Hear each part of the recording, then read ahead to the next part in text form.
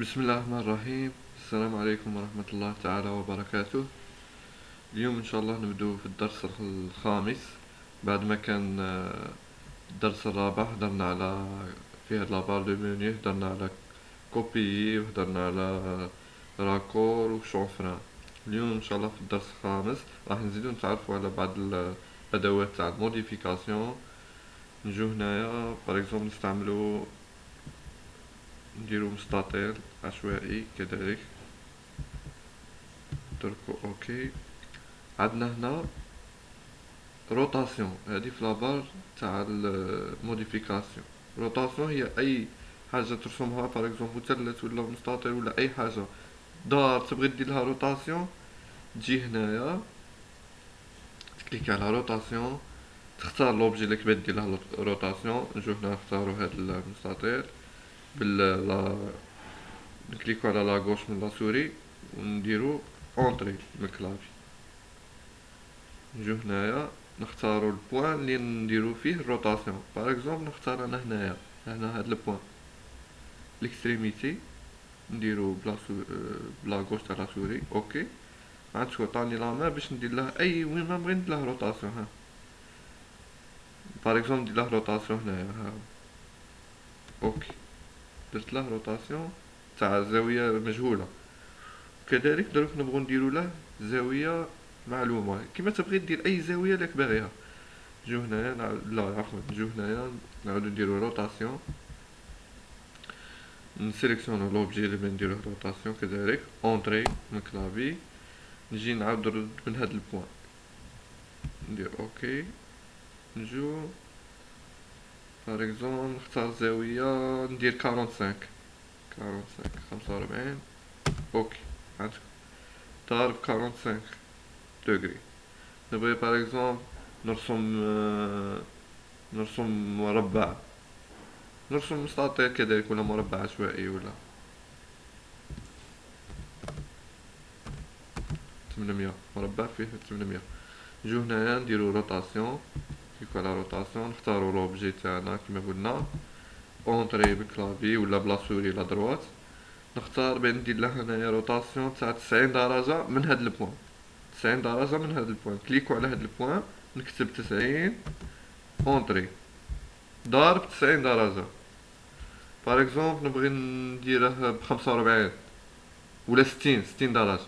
روتاسيون نكليكو بلا غوش اونطري، نبغي نرده 60 من هاد البوان كذلك.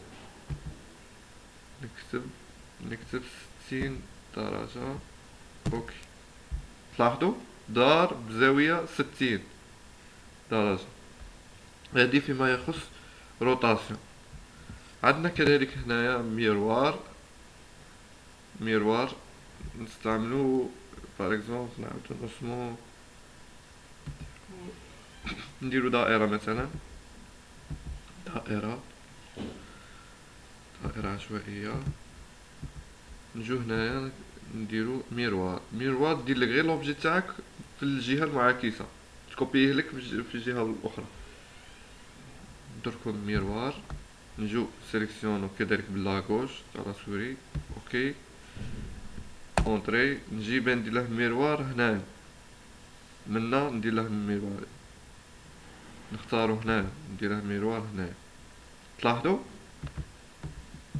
اوكي، عطاني الميروار تاع هاد لوبجي في هاد الجهة. انا اختاريت الجهة اللي على لا دروات، نقدروا نختاروا الجهة على لاغوش. كذلك تنجم دير اي مسافة لك باغي ديرها، دير الخط تاع الميروار تبغي ديره هنا يجي يتلاصق معاه، تبغي ديره هنا باغ اكزومبل نجي ندير ميروار هنايا، ميروار نسيليكسيونو لوبجي اونطري، نبغي ندير الخط هنايا. ها تلاحظوا ها هو الخط اونطري. عفوا نجي نديرو هنا ميروار اوكي اونطري، نختارو هنايا باغ اكزومبل خط اوكي.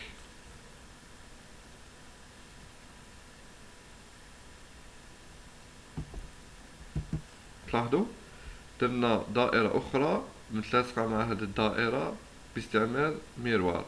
نجمو نديروها تاني بكوبي، ولا المهم هادو هما الادوات تاع موديفيكاسيون. عندنا معلومات اخرى بما يخص هاد القائمه. نجو نديرو باغ اكزومبل لين. عندنا هنايا نستعملو هادي سيزي ديناميك ولا اف 12. هادي تساعدنا على نعرفو باش نعرفو الطول والزاويه تاع الخط. باغ اكزومبل ها هو راه خط، لاحظوا طانا ها هي الطول تاعه هنايا 1046 باغ اكزومبل، والزاويه 25.